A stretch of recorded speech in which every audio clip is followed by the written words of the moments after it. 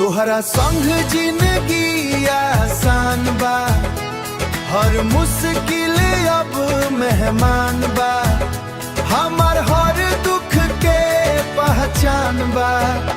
ए दोस्त तू हमर जान बा। जब दुनिया हमके ठुकरवले रहे, तू हंस के गले लगवले रहे।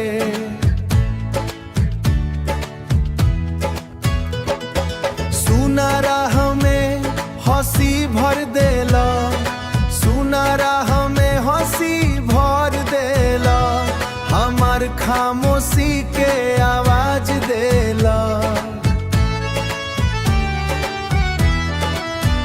तोहरा संग जिंदगी आसान बा, हर मुश्किल अब मेहमान बा, हमार हर दुख के पहचान बा। ए दोस्त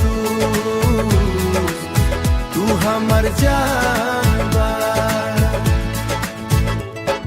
तोहरा संग चाय भी दावत लागे, तोहरी बात में सुकून जागे।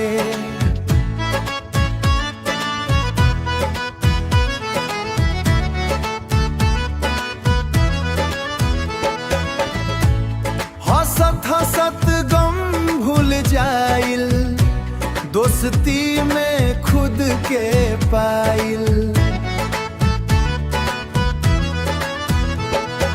तोहरा संग जिंदगी आसान बा, हर मुश्किल मेहमान बा, हमार हर दुख के पहचान बा।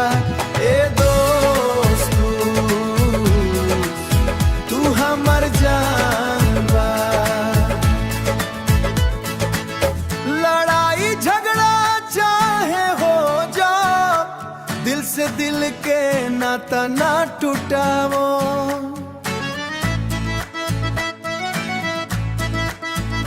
सुख दुख में साथ निभाइब, जिंदगी भर दोस्ती निभाइब, रहे साथ हमेशा ही अरमान बा।